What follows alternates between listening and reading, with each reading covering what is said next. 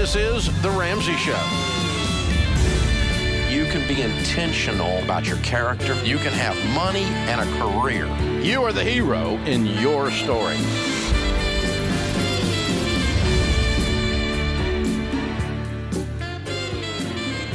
Live from the headquarters of Ramsey Solutions, broadcasting from the Dollar Car Rental Studio. This is The Ramsey Show, where America hangs out to have a conversation about your life and your money. I'm John Deloney, joined here by best-selling author and good friend Anthony O'Neill. We're taking your calls on anything, on everything, life, money, parenting, relationships, school, how to pay off your student loans, everything. Give us a shout right away. 888-825-5225. 888-825-5225. Anthony, I haven't seen you in a while, man. How we been? And that's a good thing, man. That means we've both been working. If we see too much of each other, that means we're not working. I never thought of that. I guess if you're hanging out in the office, that means We ain't doing nothing. We ain't building nothing. I love it. We're called to build stuff, make stuff happen. So what have you been working on? Man, a lot of things, man. Getting ready to go to 2 shows on my show, The Table with Anthony O'Neill. Working on getting ready for a book next year to come out next fall. So I'm really excited about that. And just really working on a lot of fun things that I really can't say just yet. But the key thing is just really working on myself, improving myself so I can better serve the people in America and our listeners. That's awesome. Well, I hate the only time I get to see you is when I ain't working. Well, yeah, when Dave's out of town. But man, it's good to see you. I know. All right, let's get right to the phones. Let's go to Mitchell across the pond. Mitchell, how are we doing? Hi there, I'm doing fine, thank you. How are you two? Outstanding, man. Thanks for giving us a shout. So what's up? How can we help? So I'm 20 years old, and I'm going to university later this year. I'm going to study law, but last year I managed to get into about £11,000 worth of debt. So now I'm working like 90 hours a week, basically 85 hours a week, trying to pay it off. But it feels like I'm burning out. It's working in a factory, so it's not sitting down 12-hour shifts basically every day. And yeah, no, I don't know what to do. I thought I'd call in and ask you guys.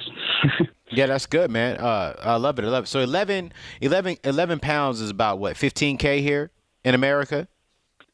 Yeah, that's right. Yeah, about 15.5. So now let me ask you this question. Are you still in school as far as in how much longer do you have to go? So I'd be starting my first year. So I've been doing 1 year at the Open University, but I got into an in-person university. Yep. And so that's what I'm starting. Yeah. Okay, cool. Great. So here's the thing what I really want you to do and focus on, Mitchell. Don't worry about the debt right now. Okay, what I want you to do is how do we get a game plan that can help you not rack up any more debt moving forward? Because what we don't want to do is continue stocking the pile of debt over here. How do we prevent you from borrowing more money from moving forward? So do you have a job? You do have a job. I mean, how much money are you making a month right now? So a month I'm making, well, I've got a job, but I've also got a cleaning company. So I've got people that do cleaning for me. So Okay. I bring in about $4.5 grand a month. Okay. Roughly. $4,500 a month. Okay. How much is it going to cost you a semester to go to school? It's costing, it's a semester, half a year. Yeah, half a year. How much? 4.5. 4.5. Okay, cool. So that means you can cash flow college then. Am I correct? I mean, not really, because at the moment the job that I'm doing is working in a factory in the south. So I'm in Brighton, but the university I'm going to is in New York. Okay. Up north. So I wouldn't be able to carry on doing the work that I'm doing now once I go. Okay. So we got to figure out what are we going to do here, because the thing is, I'm not going to tell you to take out any student loans or borrow any more money. So we need to figure out how can you work in cash flow school, or another option, which is not a popular option, John. Is this the right school for you to go to? That is this school within your budget? That's the question. Well, the school is the reason. One of the reasons we're going there is because I didn't get any real qualifications from senior school, which your high school or college. Mm-hmm. So I've got in basically on the basis of my experience and personal statement. So well, and all that's well and good, right? But if you can't afford it, you can't afford it. Right, man. Why are you choosing? You've got a cleaning company. You're working hard in a factory. What is it about the university that is calling your name? Why do you want to quit your small business? Why do you want to quit your day job? No, so the cleaning business will carry on, but the job that I've got, basically I got to pay off the debt. It was just like anything. I used to work in an insurance company before this. Okay. But I had to leave because they sold that part of the business. But the reason I want to go is because it's in the Russell Group, so it's one of the top schools over here. And it's doing law, so obviously there's that future career there that potentially I could go into that's more valuable than the cleaning business that I've got. Yeah, but I'm not concerned, John, about the value or what people say is one of the best schools. What's the school that you can afford, bro? That's the conversation we need to have. Not what's the best school that magazines are saying or that the community is saying there in England. What's the school that you can afford? Because if you can just get the education of what you need, you will come out on top. All right. So if you're making $4,500 a month in American money, it's going to cost you $4,500 a semester. It sounds like you can cash flow some school, but you may need to go to a cheaper school so that way you can be better off in the long run. Or some law schools don't let you work while you're attending, right? So you may have to take a year or two. Will they let you postpone your entrance? I think I'm past that point now, so it's a case of I have to go. I have been approved for student loans here. Yeah. But I know you guys don't like that. Yeah, we don't do that, brother. Not even in England, It's a beautiful place to be, but not with student loans. Well, and just listen to the situation you called about and that you're putting yourself in. Okay. Yeah. You found yourself 11,000 pounds in debt, $15,000 in debt, and you're having to work in a factory 85, 90 hours a week to pay it off. Yeah, that's rough. And your solution, your next step, is to go get into more debt that you're going to have to find yourself, whether it's in a factory or I was the dean of students at a law school, man. And my law students would sometimes get themselves so underwater, student loans, that they had to take jobs at law practices that they didn't agree with, they didn't love, that required 100 hours a week from them. They just took their souls from them to pay off these student loans. Does that make sense? You're putting yourself in that same situation. Yeah, so the student loans here, the way it works is you don't pay a penny unless you earn over 27 grand. Okay. And after that, you start paying a certain percentage, but there's no pressure on you. It's not like a regular payment. They write it off after 30 years if you don't pay. But I'm hoping to move to the States to carry on with the actual law career. So it's likely that the loan would get written off, if that makes sense. Because that income wouldn't be eligible to be taken because it's not run through the UK. Yeah, Mitchell, we're not going to play with that, man. Okay, here's the thing. Don't even touch it. We don't play the what if or there's a possibility. We play the what can I control. You can control by not taking out the student loans. You can control by choosing a cheaper and more affordable school, or possibly delaying school until you can cash flow it. Bottom line. Yeah, and I don't know how England does student loans. Right. I just want to live by a rule where I'm not going to trust the government to take care of me when I owe them money. Absolutely. But I like England. I love it. This is The Ramsey Show.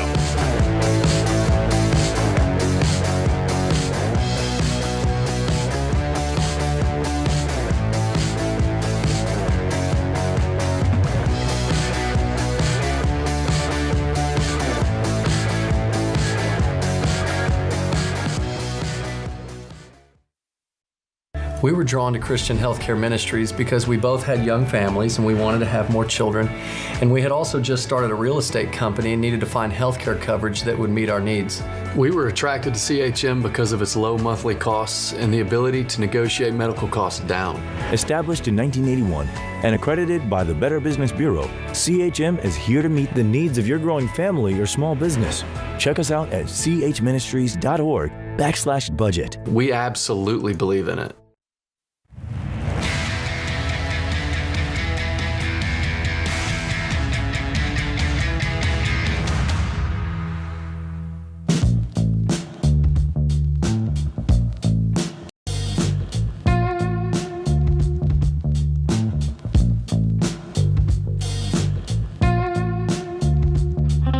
This is The Ramsey Show. Give us a shout at 888-825-5225. I'm John Deloney, joined here by best-selling author and YouTube sensation Anthony O'Neill. We're Checking your calls on life, on money.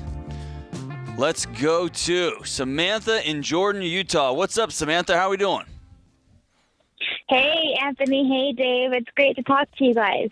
I'm John. I wish I was Dave. He's way better looking than me, both physically and bank account wise. No, hey, it's all good. No, I'm sorry. So what's up? How can we help? That's funny. Yeah, so it's really great that both of you guys are on the line today. I've been meaning to try to talk to John since he's been a member since 2020. And Anthony, I'm such a huge fan of yours. You're a millennial like I am, and it's great what you're doing for millennials and helping them get out of debt for student loans. John, this question is mainly for you today. I have recently discovered that my father has stage 4 lung cancer. I'm so sorry. And it was a shock to everyone just because he went in for just a regular procedure. He had a tumor on his adrenal gland, and we were just told, well, 90% of them were benign, so it should be just a quick, in and out 48-hour, stay maybe. And it turned out it was a lot more in depth, and ever since he got out of surgery from that, things have just been one after another. He's been through blood clots, he's been through so many things. He just barely got out of the hospital on Tuesday, and I haven't been able to see him, since almost 2 weeks now, because I wasn't able to go visit him in the hospital because of the COVID restrictions. The COVID restrictions. Yeah, I think maybe also because he was in the ICU, I understand that they want to limit people from, spreading germs and stuff in the ICU. Yeah. But so how can I help? So I want to know what I can do to prepare myself to accept this. I think that I have tried. I've grieved. I learned a lot about grieving. That even if you don't lose someone, their lives are never going to be the same, and your life is never going to be the same if they're close to you, like a family member. Yep. And so I'm trying to prepare myself as much as I can to say, okay, well, my dad's dying. He's going to die from this probably sooner rather than later. Yep. So, hey, do this for me, Samantha. Don't spend your energy trying to prepare yourself. Spend your energy being with your dad.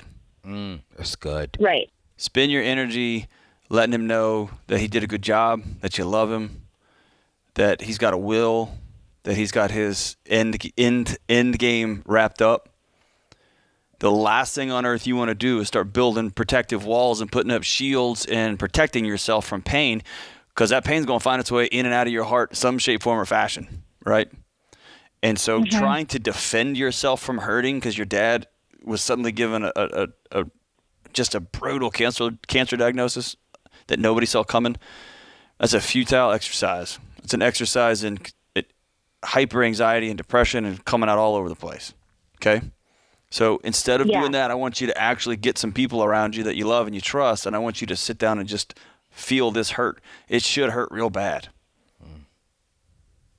Yeah. Because it sucks. And I definitely have. I have some great people in my life, and I'm grateful that I do because, it's a true testament to the people around you when something, bad happens, because it's always easy to be around people when good stuff is happening, but when bad stuff happens, that's right. That's when you really understand who your real, people are in your life. That's right. So here's what I want you to do. I want you to make sure you are around those folks. I want you to even reach out to 2 or 3 of them and say, hey, y'all, you're my go-tos. In the middle of the night, in the afternoon, if I text you and say I need to talk, I want you to commit to stepping outside of whatever meeting you're in and hollering at me. If I need you to come over and pick something up, or get a couple of ride or dies with you, and that's going to allow you to drop your shoulders and just experience this for what it is. It's a miserable, awful thing. And then I want you to be around your dad as much as is safe as possible. Make sure you can write him a letter that he can read over and over and over and tell him that you love him and you are so grateful to have been on this ride with him. And don't start writing him off yet. Old dads are tough, man. He may come through this, things may be okay. And if it's not, stage 4 lung cancer is tough, right? It's a hard way to go. It's devastating for your whole family. Don't try to wall up and be hardcore and tough. And man, it doesn't help or benefit anybody or anything. This is going to be a hard season for your family. Let him know you love him. Let your mom know you love him. Let your family know you love him. And make sure you reach out to let others know when you need help, right? Anthony, have you experienced, I know you haven't lost parents, but how do you experience grief and wrestle with grief? I just lost my one of my closest cousins I'm sorry, a couple of months ago. And it was actually February 11th we lost her. And, man, it was hard. It was hard. But, I'm a Christian. So while I'm grieving, I'm also, a part of me is also celebrating that this individual is in a better place. I wish my cousin was still here with our family, with her siblings, with her mom and dad. She wasn't married. She didn't have any kids. But I've learned throughout grieving, be honest with my pain, to be true with myself. But then also just step back and understand with the faith that I practice, she's in a better place than this world today. With a lot going on, she's in a much better place. And so for me, man, I just learned to be honest, be there for the family, be there for my loved ones, allow tears, allow pain, allow questions. I don't have the answers. I'm just taking it one step at a time. And we're still processing this as a family, man. Just the other week, I broke down emotional because I drove into Atlanta where she was. And as soon as I got into Atlanta, I just thought about that. And I literally allowed myself to cry for 30 minutes. Good for you. Awesome. Because it's like I'm a grown man, but at the same time, I have emotions. I have feelings. But tears are healing. Yeah. Tears help you process. And so for me, when I'm grieving, I allow myself to be emotional and I allow myself to feel the pain. But then also I encourage myself during that same process. So you just did something that I think, I don't want to blow by it, man, which I think is real important to point out. It was a both and for you, which is I'm going to feel this stuff. I'm going to acknowledge this stuff, and I'm going to get up and go do what I need to do. Yeah, absolutely. And it's a both and. I am going to go visit people. I am going to see people. I am going to, like you talked about before the break, I'm going to keep working, right? Yep. If I've got the capacity to do that. And if I got to pull over on the side of the road, I'm pull over on the side of the road. Absolutely. And I find folks do one or the other, right? And Samantha here, I'm grateful that she was brave to call. They want to wrap themselves up in armor, not feel it, right? I'm just going to get back to it and do it. Or, man, people just shut it down. Yeah. Right. And they don't reach out and they don't. And it's hard, man, when grief looks different for everybody and we try to make people grieve all the same way or start comparing grief. Man, that destroys relationships and destroys people. Makes people feel nuts, right? Yeah, man. If you tell somebody, hey, you got to do it like this. Yeah. Right. Yeah. Good for you, man. Sorry to hear about your cousin. All right, man. It's all good. She's in a better place. Appreciate the thoughts. Our family's taking it one step at a time. And, what was so funny is after the funeral, I was February 14th. I'm coming home and I got into a car accident. And I remember that. Yeah. I thought I was about to die. And when I got back to the hotel room, John, I just started crying even more. Yeah. And I said, I'm just going to cry. I have no answer for this. I'm just going to cry. Next morning I woke up like nothing happened. You feel 25 pounds lighter, huh? So much lighter. Thanks for sharing that, brother. I wasn't trying to be a man. I was just trying to be an emotional man at the time. Trying to be a human being. Exactly. Right? Yeah. And we've had a lot of loss this last year. Feel it. Get people around you. Don't pretend feelings aren't real because they are. This is The Ramsey Show.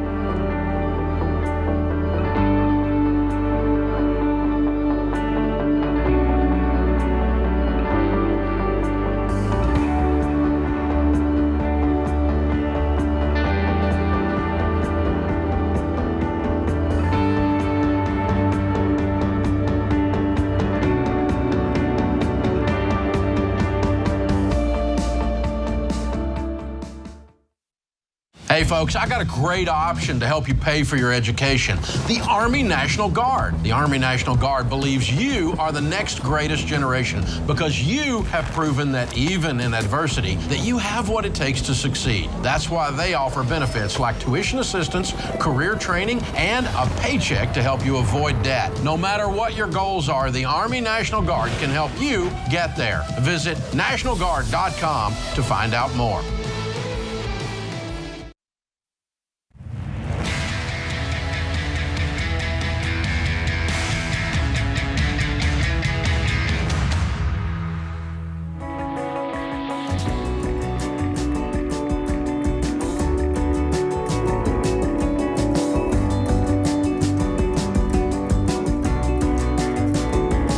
Triple 825-5225. This is The Ramsey Show. I'm John Deloney, joined here by best-selling author and all-around great guy, Anthony O'Neill. We're taking your calls on life and money.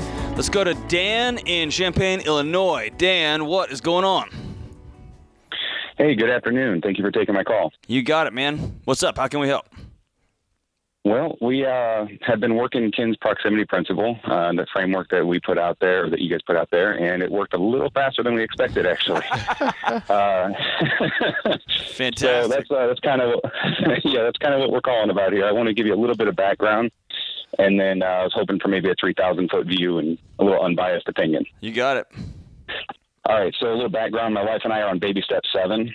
We currently are making about $135, $140 a year between both of our jobs, and I run a small side business. Okay. We're working at a family, but so far that's not happening, so it's just the two of us at the moment. Basically, the job is out of state, and we're looking at a pretty big move if we're going to do this.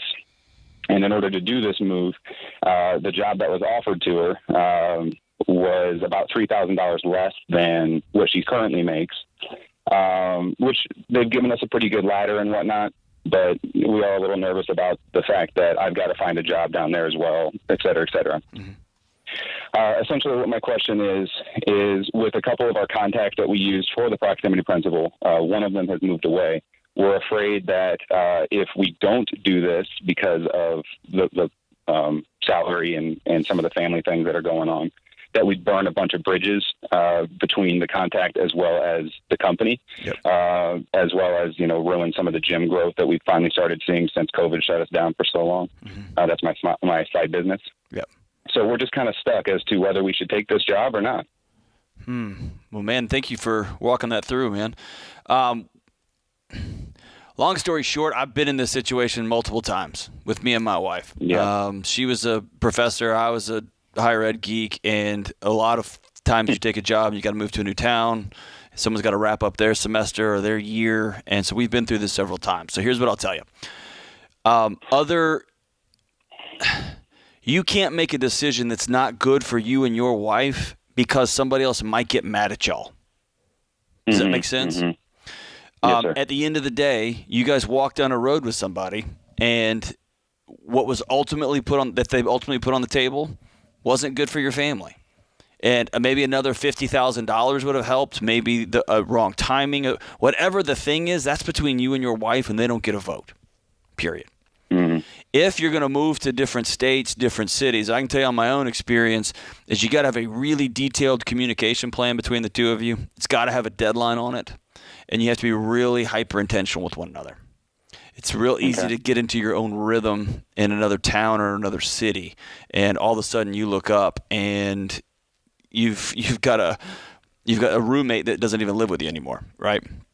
And then you got to relearn how to be connected. Why does she want to have a different job? Why are you working the proximity principle as millionaires, looking to get out of where you are? Well, not quite millionaire status yet, but we're getting there. House is paid for and whatnot. As far as why, a couple of main reasons. One, we kind of fell in love with the area. We're looking at the southeast Tennessee area, so mountains, better tax climate for my business. If I were to reopen it there, I wouldn't get shut down near as long. And then I am not a big fan of the winter, so I'm looking forward to getting into some warmer weather. Okay.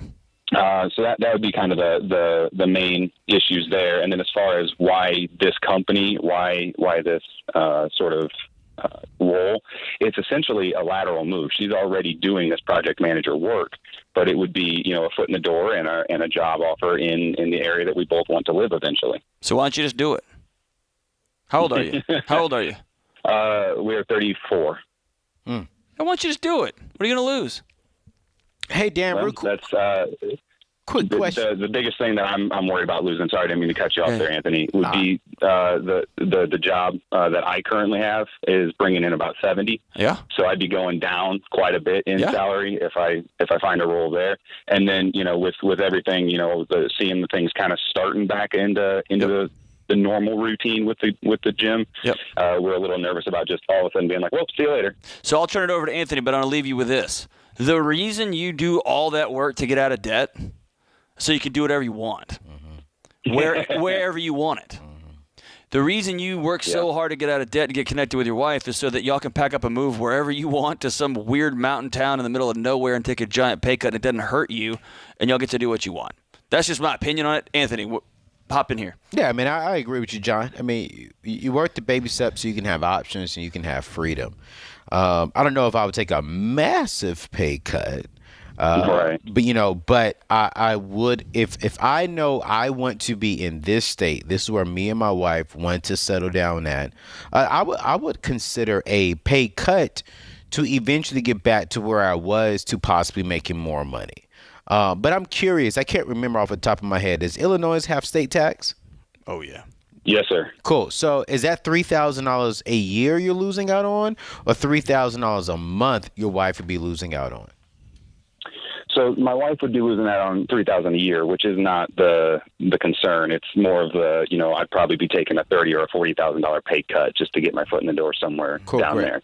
Cool. And then coming back to no state tax here in the state of Tennessee, it wouldn't be that you much. make that up instantly. Yeah, you'll make that up. Maybe not $30,000, really? but you'll make up another 10, by another $10,000. Yeah. And so I'm like John here. I'm having a conversation with my wife, and I'm asking my wife this: what do we want to do long term? Where do we want to be long term? Do we want to be in Tennessee in the next 5 years? If that is our end goal, then okay, cool. Is this the best avenue of getting us to that goal? And before we make a decision over here, we're going to pursue 2 or 3 other things. So you're going to look for another job, Dan, and see if we can find some different options to where instead of losing out on $30,000, I may lose out on $10,000, maybe lose out on $15,000, and then you'll make some of that back up within not having the state tax here. Now your wife is going to it's going to be a lateral move, and she may even make a little bit more money because she doesn't have the state tax. So right now from you, I'm looking at what's the best move for the family, and if the family is saying yes, we want to be here, how can we do this the right way? And with you being debt-free, having a fully funded emergency fund, and even having a paid-for home, you're in a position to where you can lose a little bit. I just want to make sure that when you move, you can lose, but what do you gain long term? And the gain is not all money. The gain is life. It is freedom. It is the options. It is the choice that we want, the school district that we want to be in, the home that we want, the people, the community, the state. You can't get any better than the state of Tennessee. I'm going to tell you that right now. All right.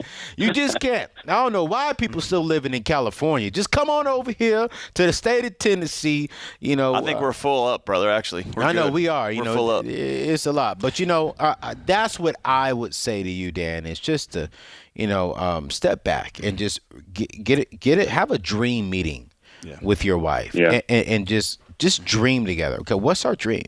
Is it Tennessee, or is it Florida, or is it another state? Whatever that is, have a dream meeting and then define, okay, what does it look like for us to get there? And then from there, your answer will be there. Dan, this is my personal life. There was a season when I wasn't well. My wife and I left a university. We took a $70,000 household income pay cut. Ooh. Because it was the right thing for our family and our little kid.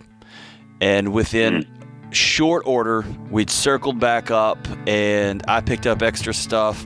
I got my head screwed on straight. I got the help that I needed. My wife ended up with the money has taken care of itself in ways we could have never imagined. Because we like did what Anthony did. Where do we actually want to be? Where do we want to be with our family? What do we want this thing to look like?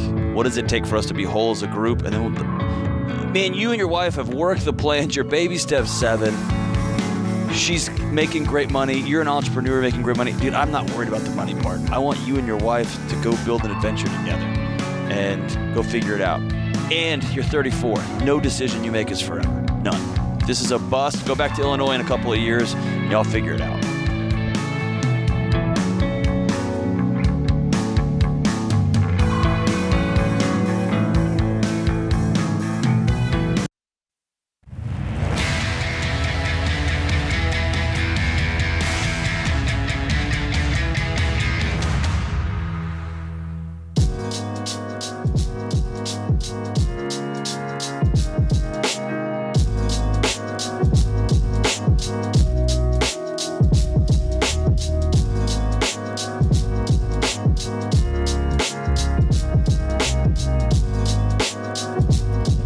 Triple 888-825-5225. Listen, there is a better tomorrow waiting for you.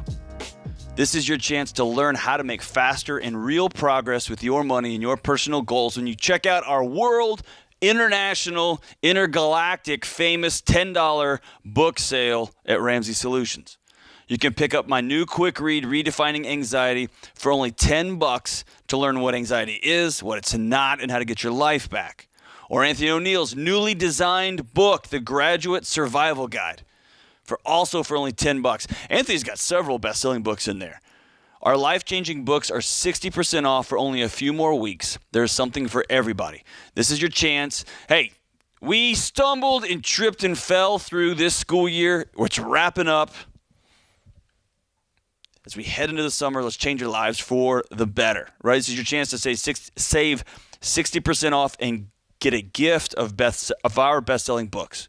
Shop our $10 sale at the online store at RamseySolutions.com. All right, let's go to Michaela in Omaha, Nebraska. Michaela, what's up? How are we doing? Hi, thank you so much for letting me call in. I'm doing okay. How are you? We are doing great. We're doing great. How can we help? Well, so I'm recently a single mom, and my daughter has special needs, and I'm in the last year of my graduate program. I own a home, and I am financially struggling. I work in the service industry, and my daughter, because of her special needs, she's been removed from several daycares. So I've had a hard time keeping employment through that. I haven't reached out for any handouts or subsidies, and I don't even know where to start with that. But as far as finances go, I'm in the middle of this debate of whether or not to sell my house, which there's about $70,000 in equity there, or so in cash out and rent, or to take a line of credit on my home, just in order to survive the next year to get through school. So how come you are a new single mom? What happened? Well, I was in a relationship with domestic violence, and I chose to... Gosh, I don't want to get emotional, but I chose to make a better choice for my daughter and I. Good for you. Good for you. Thank you. How much are you making right now? I mean, do you have any income? I do have some income. I work my ass up, my butt off at a golf course, and I make roughly around $1,600 a month, and that's before child support. So... Okay. And that's what I'm able to bring in at this point. What's your grad school program? I want to be a clinical mental health therapist. Very cool. Okay. All right. And this is important right now. This is something you have to do right now. You know, honestly, I've already pushed it out a couple times before. I'm $10,000 in debt to this school program. And this is something that's important for me to finish because I know it's going to be able to allow me to work at the amount that I'm going to need to bring in for my daughter and I. To be a single mom, I probably need to have my master's degree in this. How much is it going to cost you to finish one more year? Well, that's the hard thing right now is that it's already costing me $10,000 in student loans. And then to finish the programs one more year, it's going to be about another $5,000 in student loans. So you only need $5,000 to finish off this year? I need $5,000 to finish off just school, but that is without eating or in childcare and keeping a roof over my head. Yeah, we need to and figure my daughter's head. Yeah, we need to figure something else out. $5,000, I get it, is a lot of money, but then on the flip side, it's not a lot of money, and it's not worth you selling your home, Absolutely and not. especially not taking out a HELOC on your home.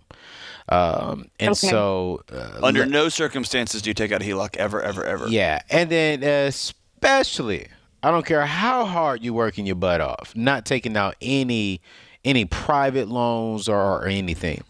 But we need to figure out how can we work smart, not just work hard. Okay, so you're saying you're making $1,600 a month. Where are you living? In her house, yeah. Well, I'm living in Omaha, Nebraska, Okay. and the $1,600 is subject to change come September, because that's when my program changes into an internship, and I Right. might be only able to work, 1, maybe 2 days a week. Just it's very rigorous, and I'm going to be working in clinic with patients. When I say where you're living, as far as I should have said, how much is your mortgage? Oh, sorry. I'm so sorry. No, it's my it is fault. $1,000 a month. It's $1,000 a month. Okay, and how much is your child support check? $900. Okay, so that's on top of the $1,600 that you're getting. Okay. Yeah. All right. So we are okay. So we're at about $2,500 a month. Okay, and then you're saying do you have any family in the area that can help you out with your child? No family in the area, and the family I do have has passed away. Okay, I'm so sorry about that. Here's the thing. I want to figure out how do we get this $5,000. I mean, and pay for it cash. If you're saying this is what you really need to do to be more successful moving down, and it's going to give you the opportunity to make more money, then I need to figure out how do we do this. Selling your home is not an option. Taking out a HELOC loan for $5,000 is not an option. Taking out a HELOC loan for $100,000 is not an option. Taking out student loans is not an option, because here's the thing: you're going to get comfortable with it. You're already $10,000 in debt. You're going to add another $5,000.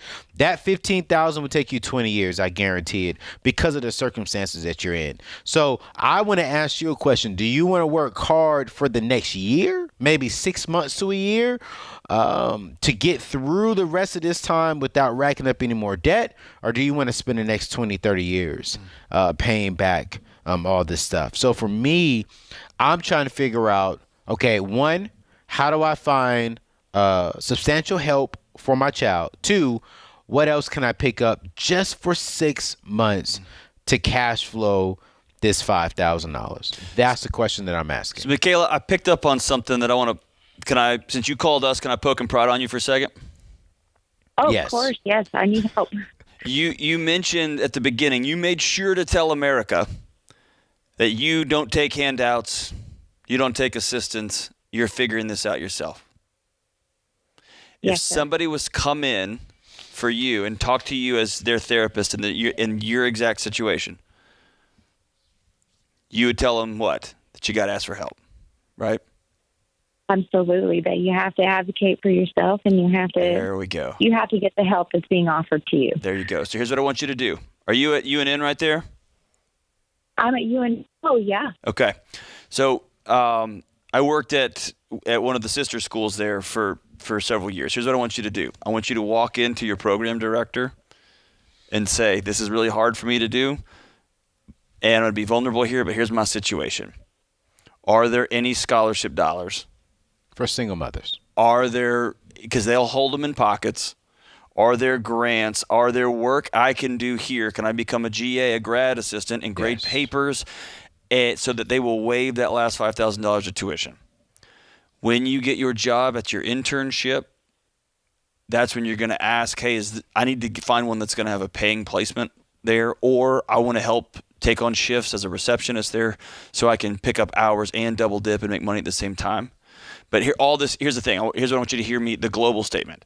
there is some solutions here, and it's going to involve you being vulnerable and honest and going and asking for people to help you out. Mm-hmm. And that for you, Michaela, is really hard. But I know this. You can do really hard stuff. She's already been doing it. That's what I'm saying. And you're worth it. Your kid's worth it. And you've been brave. You left a rough, ugly, messy, disgusting situation because you're worth it. And now I want you to take that next step and go ask. You promise me you'll do it? Oh, I promise. Thank you so much. Michaela, all of us, the whole country's rooting for you right now. And when you get that scholarship, I want you to write me and Anthony a note and let us know, and we're going to be cheering you on. You've got this, and the clients that you serve in the future are going to be blessed because of the road you've walked and the new road you're going to pave. It's 1 hour in the books. This is The Ramsey Show.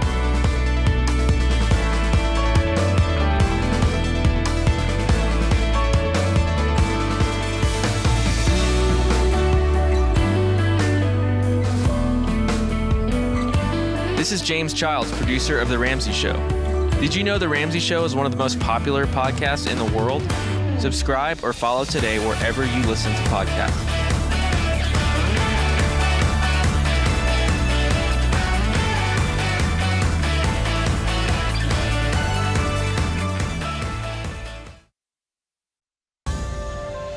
This is The Ramsey Show. You can be intentional about your character. You can have money and a career. You are the hero in your story.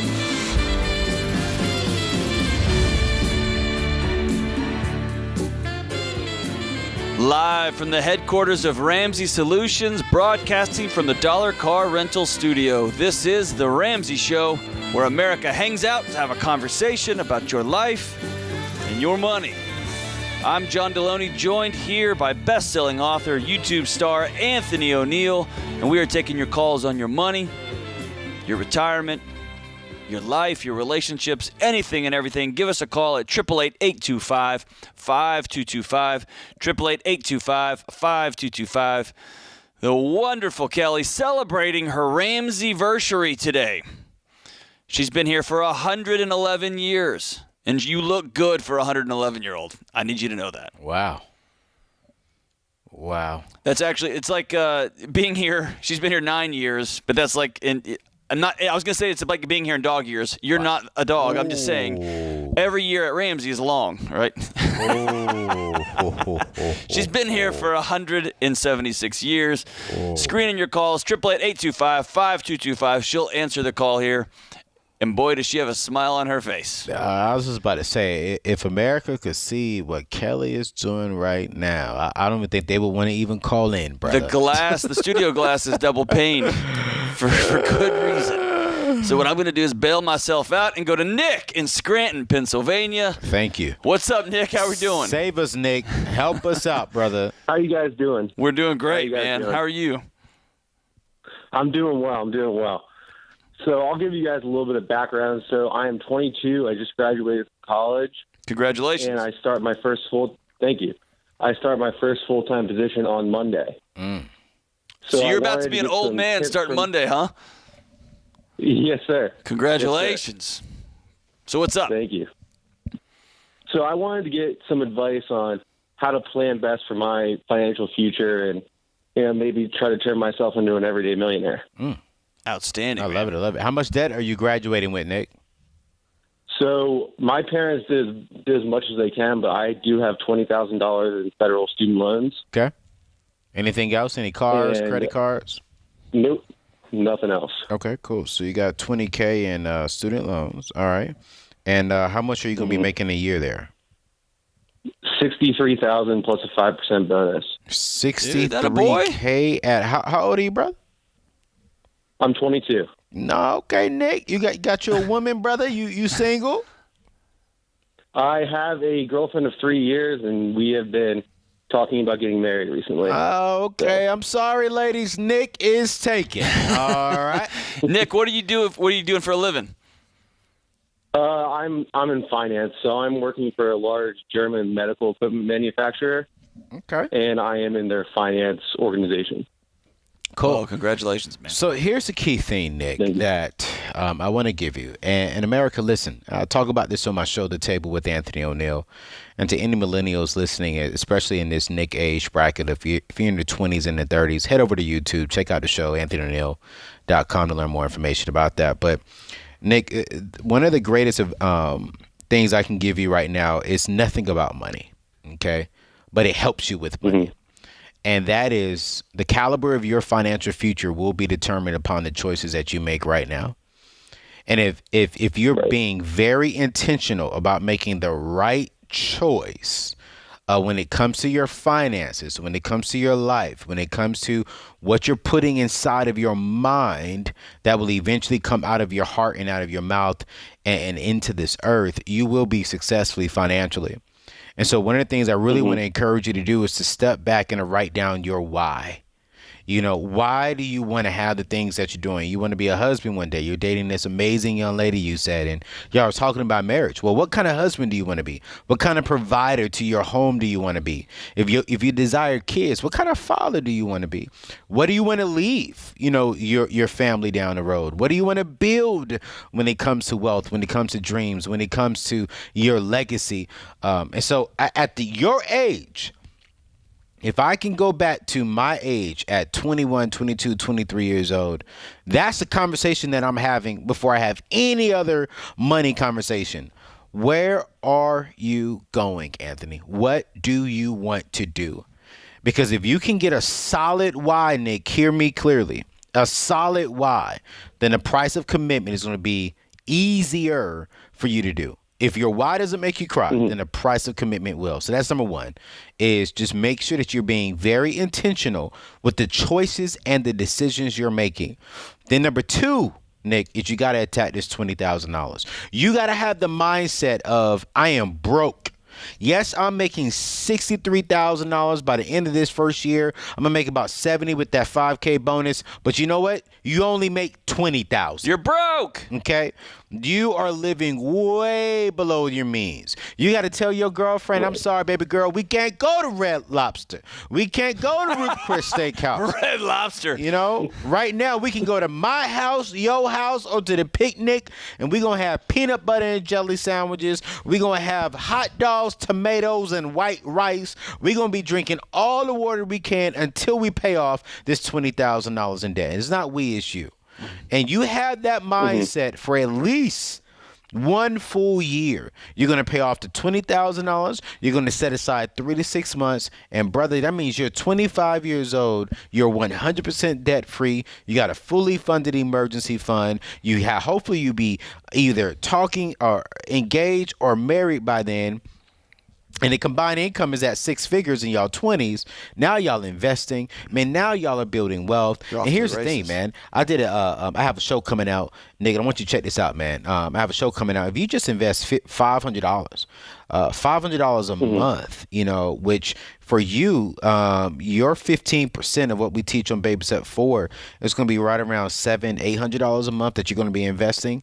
If you do that, by the time you turn 55, you can have about $1.8, $1.9 million sitting in your retirement accounts. That's just off of simple investments, Yeah, and can I throw one more thing at you real quick? Throw it to me, brother. I'm gonna catch it. All right. I actually just filled out my retirement information, and I have a 6% match from my company as well. Don't do it. So I am going to put 15% in. Don't do it. Not yet. Not yet, brother. I want you to attack that $20,000. Hey, get out of debt first. Yeah, get out of debt first, man. I want you to put all of your guns toward this $20,000.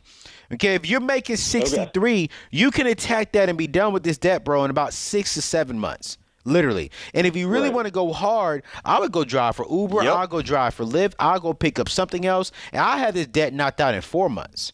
You can do it. Go berserker. berserker. You only got $5,000. You can put $3,000 that towards your paycheck and get another $2,000, brother. You be debt free, brother. And then after that, Nick, now we're starting to take advantage of what's coming up, which is your fully funded emergency fund. But I love this, man. I love this. Let that 6% match just floating out there. Let it haunt you. Yeah. Get out of debt quick so you can take your boss's other free money. So good.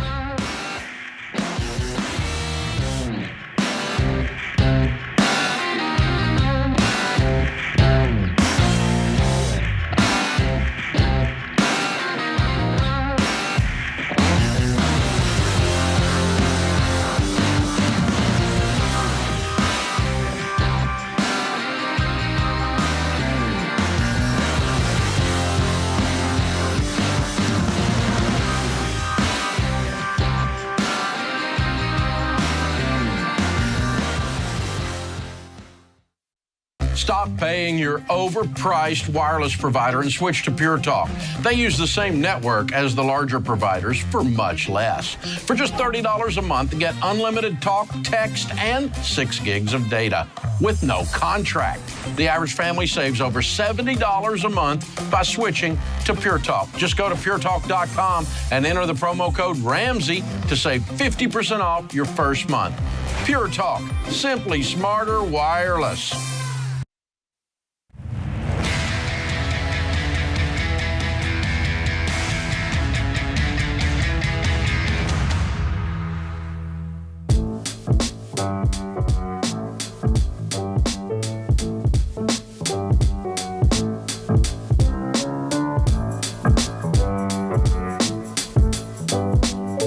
This is the Ramsey Show. 888-825-5225. It's 888-825-5225. Let's go to Shane in Dayton, Ohio. Shane, what's going on?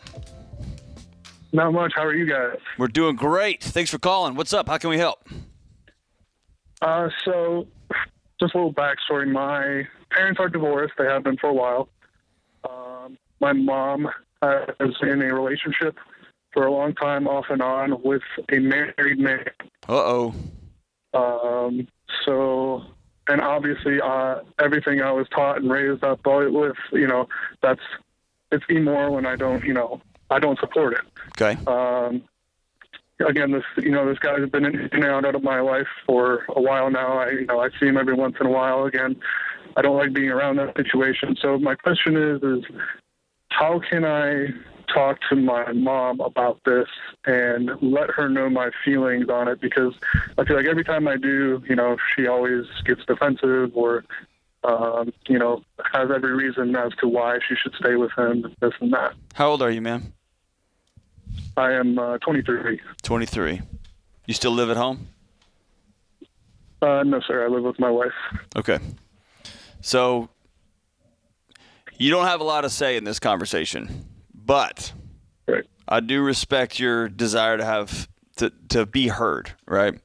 So what I would do is Anthony would go out to dinner, I'd go out to breakfast, right? And I would go sit down and say, "Hey, Mom, I want you to know that I don't like that you're in a relationship with a married guy. You raised me differently than that. You gave me a set of values that I've instilled in my soul, and this looks like you're not living your own values. I love you. You're my mom, and you're a grown woman. You can do what you want to. And you have to be prepared for the and then." She may say, "Bye then," right? And you've got to decide for yourself how important this conversation is, what you're going to get out of it, what you're hoping to accomplish with this conversation. And if you're going into it just so you can make sure I was right, I told her man, that's a dangerous way to enter a conversation because you've got to deal with the back end and the fallout. If you think she can hear you, if you think she respects your opinion and you have the ability to go in and have a respectful conversation to your mother, then, man, I think that's a great conversation. I would have that conversation with my parents, but I would do it very humbly and knowing my place. What do you think, Anthony? Right. I'm like 50-50, and I'll be honest. I think 50% of me agrees with you. Like, yeah, I would want to tell my mom, like, "Hey, Mom, this is not cool. You're hurting someone else's family. You don't know what's going on the other side, and you're a part of that." And I would definitely be scared and nervous. And then a part of me is like, I'm married. I have my own family. I need to worry about my family and not create any more drama that can come into my family. So a part of me is like, should I just mind my own business? And and here's why I lean on that side. If my mom was to bring him over my house, then that gives me permission to now speak into it. If I was to go over to the house with my wife, with my kids, and he's over there, then that gives me permission. I'm not even saying something to my mom. I'm talking to the married man. But it's like you're the expert in this space. Well, I don't think there's an expertise as much as this is just what I would do in my house. Shane, Are you worried about him coming over to your house, being around your kids, being around your young family? What's the impetus for this conversation? It's more of just I want my mother to be happy. Is this conversation going to help her be happy? I was about to say, because it sounds like your mama's happy. Yeah. So, and she's happy in the wrong way. Right. Like I said, they've been on and off for, 6 years now. And let me ask you this question. He doesn't. Yeah. Let me ask you: Is he married, as in living with his wife, or is he married and separated? Not that either word is better. I was gonna say, yeah. No, they are married and still living with each other. Yeah. So maybe, and she knows about it. Yeah, Shane, maybe try it this way. Maybe take your mom out and say, it's been 6 years since the divorce. It's been 6 years you've been off and on with this married guy. I just noticed you're not happy, and I love you. You raised me with a different set of values than this.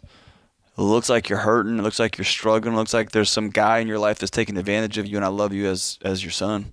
And now that I'm getting older, I just love you as my mom, as a friend. And what's going on in your heart? Tell me how I can help. Maybe lean in towards it that way. I do think the boundaries conversation is something that's going to come up sooner rather than later. Yeah. Right? Your wife, you and your wife have kids, and you decide, I don't want this guy around here. I think Anthony's right. I think the harder, more direct, more integrous conversation is with him. Absolutely. Right. That's a hard conversation, of course, and especially if he's 55-year-old man, he's not going to want to listen to a 22-year-old kid running his mouth at him. And again, it's about respect and dignity, but at the same time saying, these are my boundaries. This is where I'm drawing the line in my house for my family, and I don't want you around. And letting your mom know you're going to have that conversation. But that's down the road. I think right now you sound like you don't like what your mom's doing, but you're worried about the state of your mom's heart. Yeah. And so I think it's a direct, but it's a different conversation there. And Anthony, so part of me gets I don't want to create any more drama in my family. I got my own I'm working through. Heck yeah. The other side of it is, it sounds like mom brought drama to the family. She did. Right? She did. And she's creating drama in the other family. Sooner or later, it's going to come out. Oh, it is out. The other woman knows, right? Yeah. Yeah. Wait, the other woman knows about his mama? Yeah. Oh, my gosh. Yep. See, that just couldn't be my mama, man, because I don't know if I can go at my mom in a very humble way. My mom will be upset with me because she will hear the tone, the passion, the fire in my soul. You know, there's two problems that I see here. One, you're creating drama in another family, and two, you're settling for less than who you are. Right. You deserve a husband. You deserve a man that focuses on you. You don't want a man that focuses on you and another woman. So why put another woman through that crap?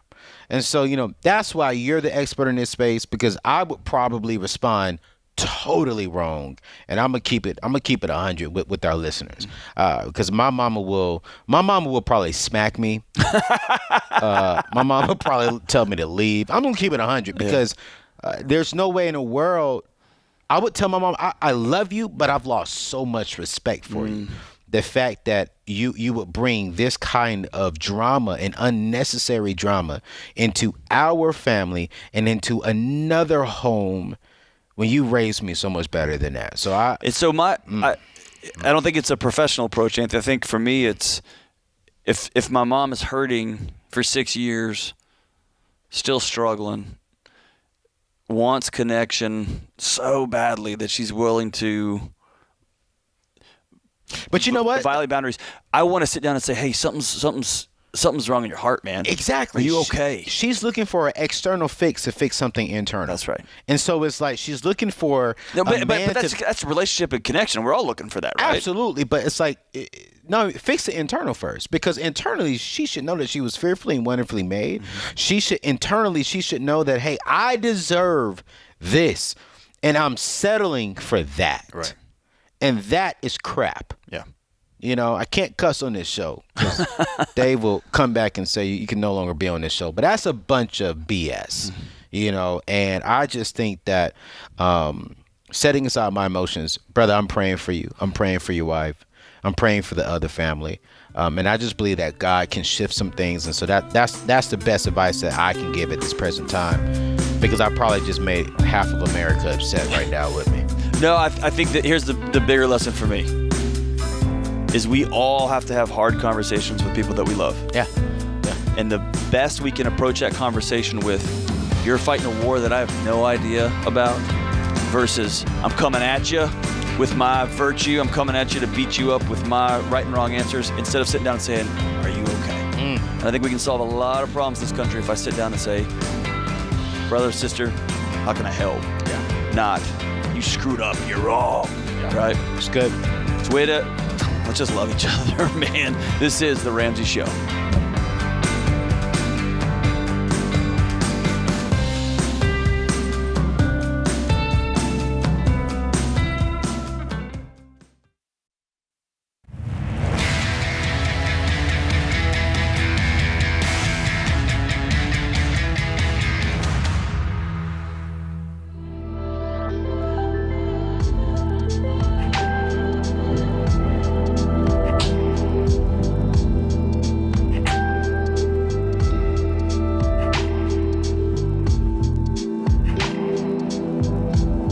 Triple-8 825-5225. This is The Ramsey Show. Blinds.com. Find out for yourself why Blinds.com is the #1 online retailer of custom window covering. You get free samples, free shipping, and with the new promos they run every month, you'll save even more. Use promo code Ramsey to get the best deal. Rules and restrictions apply. Today's question comes from Bradley in Wisconsin, and Bradley writes, last year, my wife and I became involved in a multi-level marketing business. Since then, I found out how deceptive this company is in their business practices. I don't want to waste any more money on these products, but my wife is so brainwashed that I don't know if she will exit this fake dream. It may come down to her choosing this business over me and our children. What should I do? First thing, brother, take a breath. Relax. There's way more going on here than multi-level marketing. Anthony? You're speechless, man. I don't know what to say here, bro. And here's why. I don't know too much information to say. I mean, that's a heavy statement to say that your wife would choose this multi-level marketing company over you. Like, I would need some more information to see why does he feel that way. Because I agree with you. If your wife is going to choose an MLM over you and your children, the way bigger problems this here. is not about the MLM. It's about something else that the MLM is just covering. Mm-hmm. And so I would suggest that this guy gives your show a call, because we need some more. We need some more questions. Just with what we've got here, Bradley, what should you do? Man, I don't even like the way you're talking about your wife. What you should do right now, Bradley, is go find someone to talk to. Yeah, I agree. Go find a professional to talk to and say, I'm about to leave, take my kids, go to war over my kids because my wife wants to, I don't know, sell Avon or Tupperware or whatever the MLM business is. Mary Kay. She wants to do a stay-at-home business, and I'm out and I want to take our kids away. There's something way bigger going on here, Bradley. But you ever find yourself up against a line here that says, I'm about to be out of here, stop before you jump, go talk to somebody. Yeah. Go talk to somebody. And for the listeners, I want to make sure we're clear, because you named a couple. We're not calling those companies I'm just saying those just scams. No. You know, because there are some solid MLM companies out there that I think are good, but there are a lot of them out there that are bad, and I've had the opportunity to speak at some of them. But I do agree that some of them do brainwash, do mislead, but then there are several of them out there that are good. And if you're willing to put in the work and do good stuff for people, yeah, you can really do it. You know, I have family that does, you know, like Avon and Mary Kay, and so you know, I respect them. But then there's some out there that, Lord Jesus, I run from them. So. I don't know enough about them.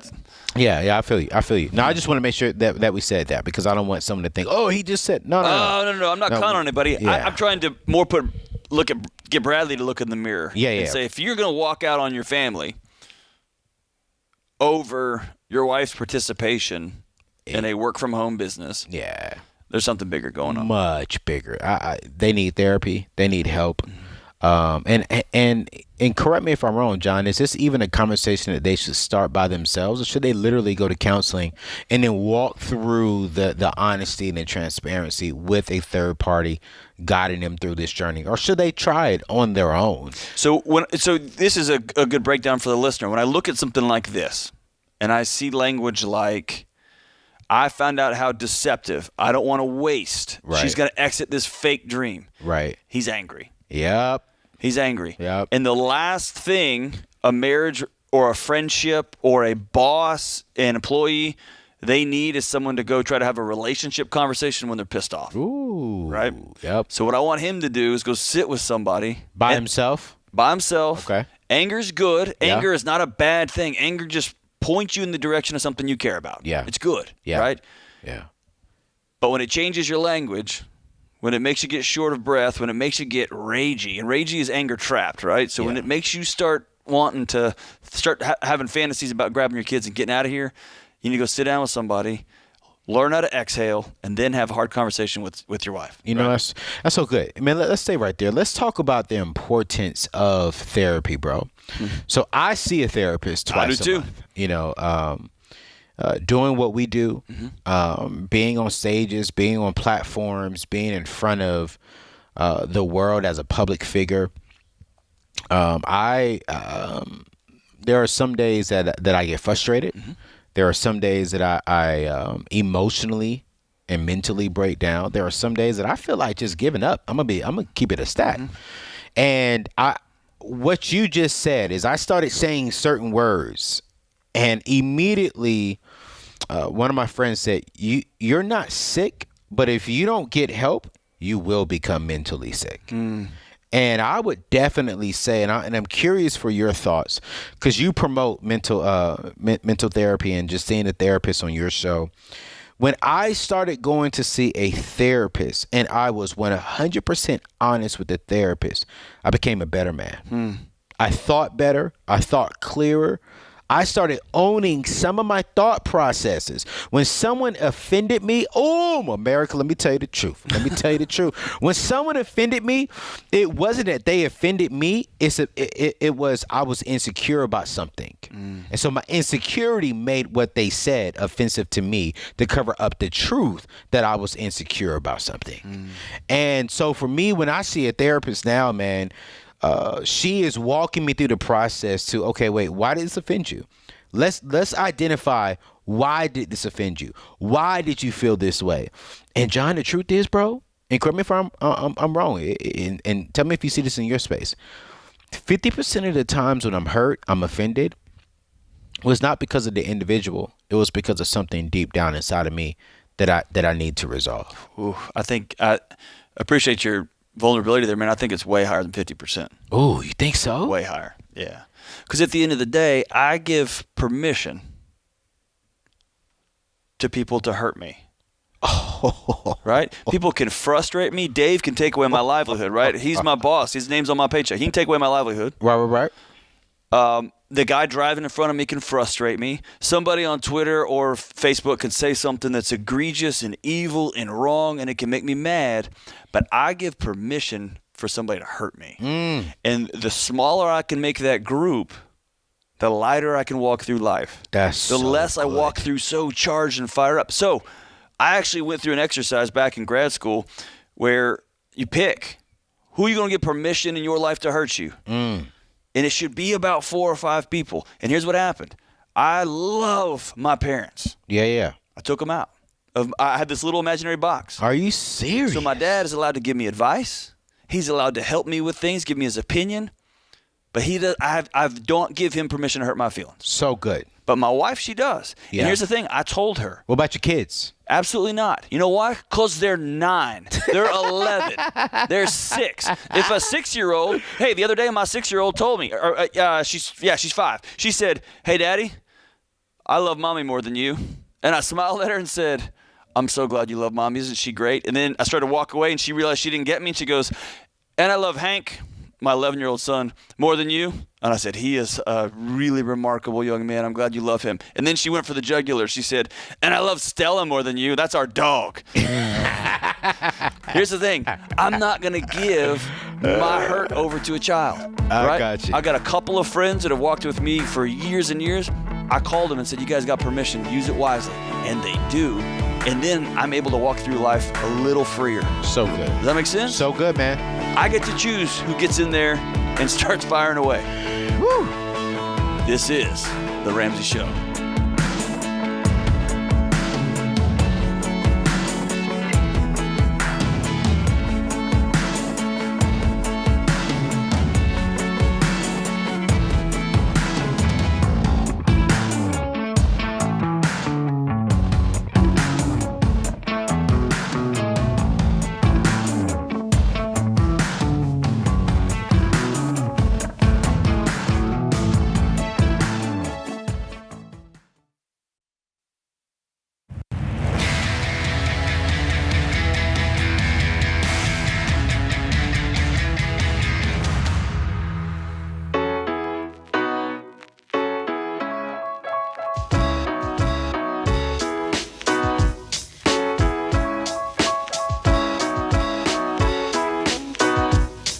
This is The Ramsey Show. I'm John Deloney, joined here by best-selling author and Ramsey personality Anthony O'Neill, taking your calls on life and money.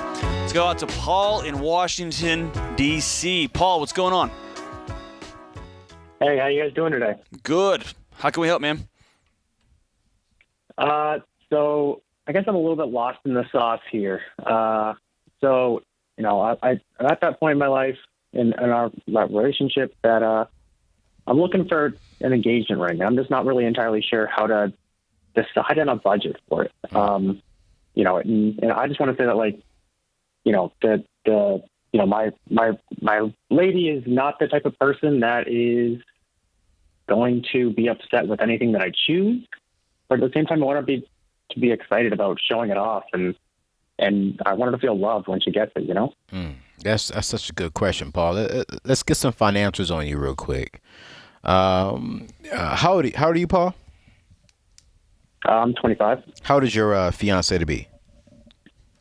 She is 25. Okay, cool. We got two 25-year-olds, two young millennials on the low end side. I love it. Yeah. You have any debt right now? Nope. We just decided to pay everything off a couple weeks ago. When we say we, so both of y'all are debt free? Yep. Okay, cool. What's your you have anything in any savings account right now for an emergency fund? I've got about $7K in cash, $10K in crypto, $10K in investment. Okay. What do you do for a living, man? And I'm in cyber. Okay. What do you make a year? About 115 base. 115 base. So what do you see on average on a month base, like on a monthly net wise? I get paid every 2 weeks, so probably just shy of $6,000. $6K. Okay, cool, great. So here's the thing, man. The general basis that Dave teaches is 1 month of your salary. All right. Whatever your average 1 month salary, that's a general basis, whether you're in debt or out of debt. That's a general basis.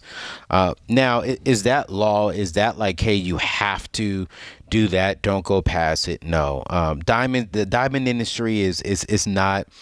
It's interesting. But I would definitely sit down, look at a budget. $6K at your age is a great ring, man. I mean, heck, $5K is a great. That's a great ring. So I would say, in your budget, keep it in between $4,000 and $6,000 for your engagement ring. That's what I would say, because what I want to make sure is that while you're doing that, you're also going to cash flow your wedding. Okay, so you're going to need to set aside at least, I would say, $5 to $10K for that, and then from there, you all can save up and grow as far as and get a bigger ring down the road. A lot of people try to get very, very big and go buy this three carat diamond and like, oh my gosh, and then now they're in debt for it, they're struggling on it. But just remember, and this is what I tell young people, and I'm not a relationship expert, I'm not a marriage expert, but I am a money expert. The bar that you set you got to go up from there. So if you set it at 5K, you can take that thing back and get something that's 7 to 10K. But if you start off at 10K, you got to go up to 15K. So if you set the bar at a level that is comfortable for you, and you know down the road you can advance from there, bro, I think that's a good route. So I think in between $4,000 and $6,000, and if you want to stretch it, if you can find a great ring for, 65, 7K, that's cool. The key thing is just don't go past what you gross a month. All right. Yeah, that sounds good. I just didn't want to fall into that, loop of 3 months salary. That's a little bit much. Yeah, no, man. So, I mean, 6. And for what it's worth, Paul, that's 20K, bro. Yeah, on a ring. No. Hey, it happens. What? Every single day, man. If you spent $20,000 on a ring, call into the show, 888-825-5225. If you're in your 20s and you spent $20,000 on an engagement ring, I want you to call into the show and explain to us why you did it. I want to know. And Paul, for whatever it's worth, again, I think I'm becoming the resident cheapskate personality. I spent way less than that. My marriage has been fine. Don't do your wife like that. It's been fine. All right, let's go to Liz in Mobile, Alabama. What's up, Liz? Hey, so glad to speak to y'all. I'm kind of hoping you may have some kind of, sage wisdom for me, or you're talking to a couple of advice. sages. Here's what I can promise you: the wisdom we will give you is free. So go for it. What's up? Appreciate it. Okay, so I am recently a single mom. I was inspired by one of your previous callers who mentioned domestic violence, and that was our situation for almost 20 years as well. Yikes. So recently living with my children with a friend. This is very temporary, but having been a stay-at-home mom, having my debt just run up and my credit run through the ringer, having no job prospects, and no stable housing right now. I'm kind of mind blown as to where to even start. I have children in school. There's 5 of them from ages 4 to 15. And I just don't even, I'm looking at my student debt. I'd like to go back to college, but I also need to work. But I have very little in the bank, very little coming in elsewhere in way of child support. I don't really understand how that's been worked out, but it's dismal. So I just don't know which point to kind of jump off of. Where do I go? What do I do first? From a practical level, because we're about to come to the end of this show, I want to give you something very practical to do, and then I'll let John come in very quickly. I think don't worry about nothing else right now. From a practical perspective, find you income. Okay, that's the very first thing. Is find a stable income. Don't worry about the debt. Don't worry about that. Don't worry about this. Find a job that will pay you stable income. Then from there, give us a call back and we can walk you through, okay, here's how you start paying off a debt. Here's how you start building up a savings account. Here's how you start savings. But I think oftentimes when something extreme like this happens in our life, we start focusing on everything. Well, no. Let's focus on one thing, which is the foundation. You need a job. You need stable income. And then when you have that, then we can help. But then on the mental side of this, John, with her facing all of this, what does she do? So this is an emergency, Liz. Okay? This is an emergency. This is a 4-wall situation, right? You've got to make sure that you've got housing, that you've got food, that you've got transportation. And utilities. And you got your utilities, right? So as Anthony said, you're going to have to hit the workforce, and you're going to have to figure it out on the fly. You have to change the oil while the car's driving down the highway, right? So I want you to stay on the line. We're going to give you a copy of our friend Ken Coleman's best-selling book, Proximity Principle, to help you just even walk into that door. We're also going to give you a year of Ramsey Plus, and here's what Ramsey Plus is going to give you. It's a step-by-step plan on how you can start managing your money. But as Anthony said, you gotta go get a job. And that sounds heartless and it sounds crass. Yeah. There's not anything we can tell you on the radio that's going to heal 20 years of domestic violence. You're going to have to get a group in your local area. You're going to have to meet with some women who have been through that same thing and have overcome. And there are extraordinary groups in almost every city in the United States. It's going to mean you're going to have to be vulnerable and reach out for help. and you've got some great friends. High five to your friends who are letting you and your kids stay there while you get your feet underneath you. But I want you to reach out to a group of women in your community. I want you to reach out to folks who will help women who are escaping domestic violence in your local city there in Mobile. I want you to focus hard on what's next. And you're not in a dream job situation and what's the best me situation. You're on a we got to get food so we can eat situation, right? And you're going to start working there slowly but surely. We'll give you the tools that we've got here, but I want you to connect with the local mental health group there. This is another hour in the books. Thanks for joining us. This is The Ramsey Show.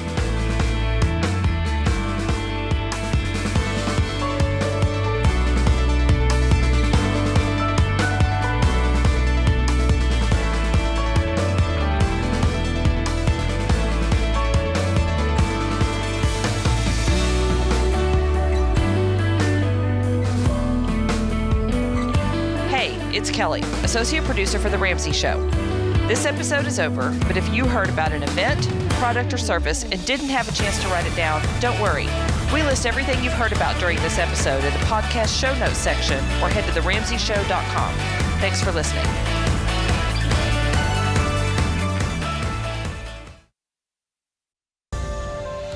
This is The Ramsey Show. You can be intentional about your character. You can have money and a career. You are the hero in your story.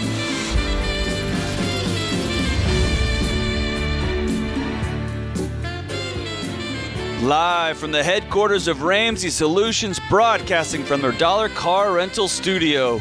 This is The Ramsey Show, where America hangs out to have a conversation about your life and your money.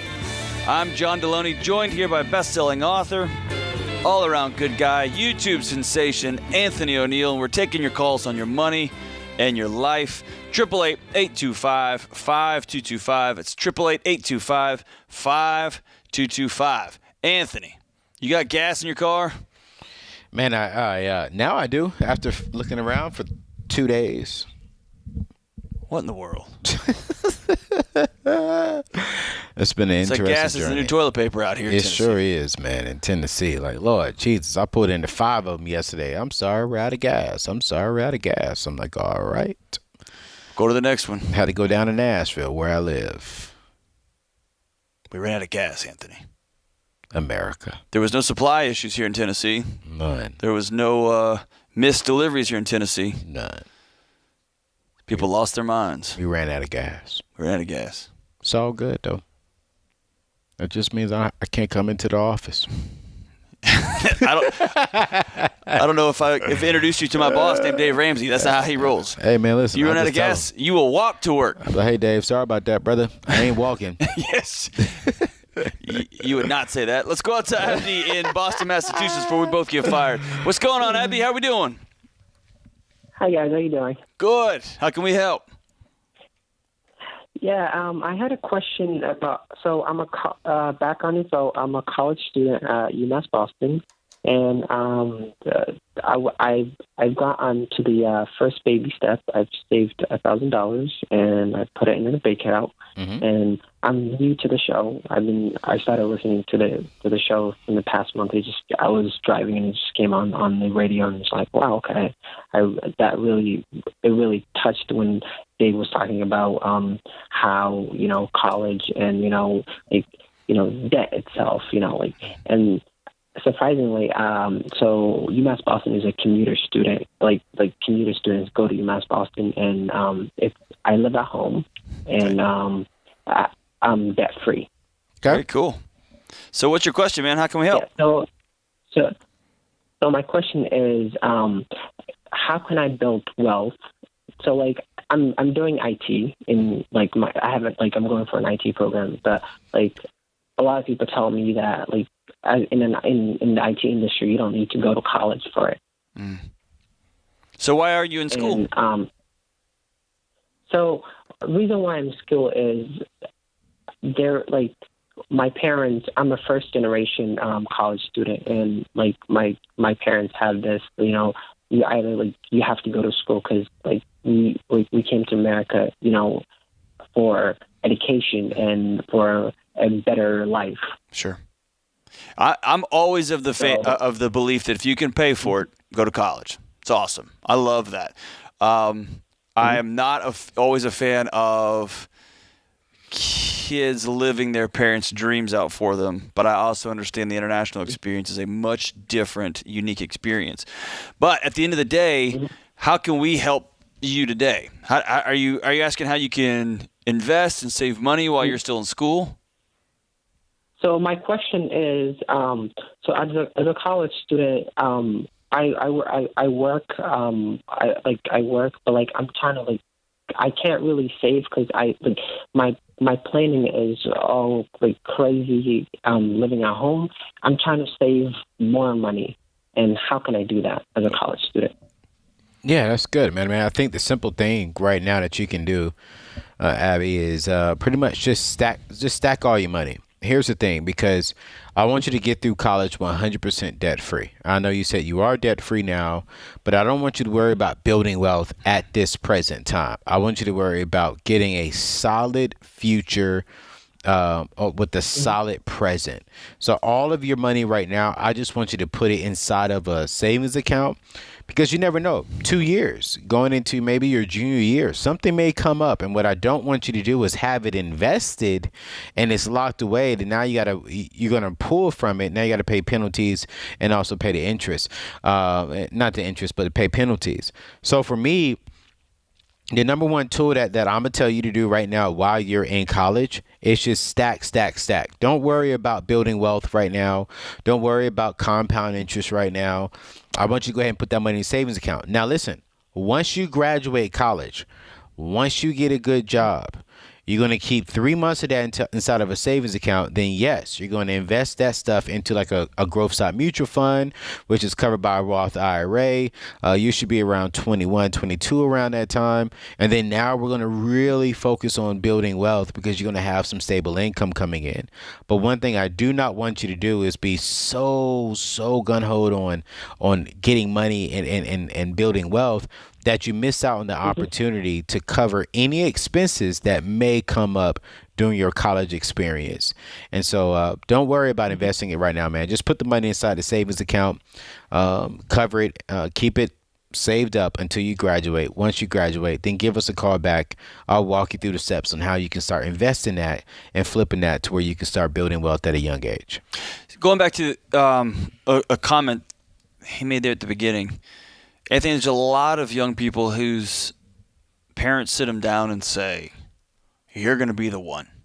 You're going to be the one that gets out of here. We came here for you. You're going to be the first and only kid out of this community, out of our family, that gets out of here and goes to college. And some in this situation, if parents have got money, they can pay for it. But I've heard that over the years with students when I've met with them when they're 2 years in and they're $50,000 in the hole, and they are either they're not making it academically, or they want to change their major and it's going to be a whole mess. And that message, that dream was sold to them, and then you got to go take out a bunch of loans for it.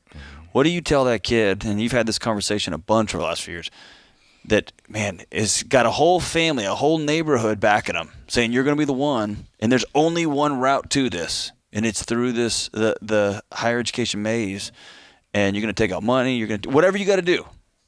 All roads lead through college. What do you tell them? I tell them, once you turn 18, it's time for you to man up, or woman up, and have the respectful, hard conversation with your parents. Like, hey, thank you so much for loving me. I want to represent the family well, but also I don't want to be told how to represent the family well. It's my life. I want to be able to speak into my own life and the direction that I want to go. And no matter what route that I choose, mom, dad, grandparents, guardian, you all should be supportive of that and give me wisdom along that journey, not put this stamp and only this stamp on it. It's hard. It's not easy, but you got to have it. And parents, help your kid, guide your kid. Don't force your kid to do something. Stay with us. This is The Ramsey Show.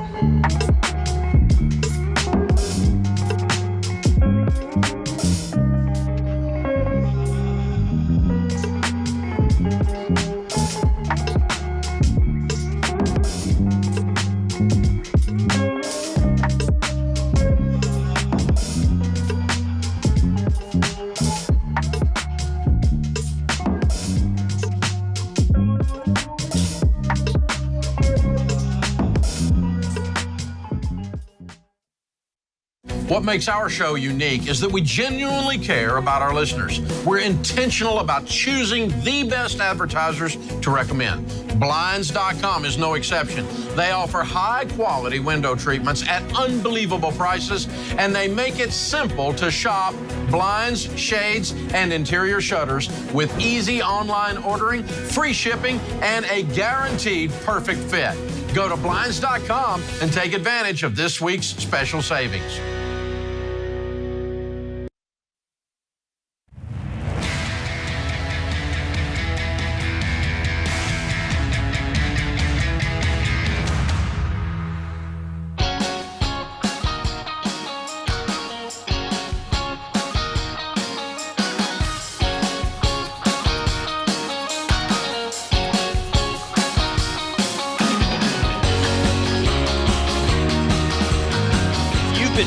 Attention to the real estate market this year, you've noticed that competition out there is high, in part because available inventory has been hitting all-time lows.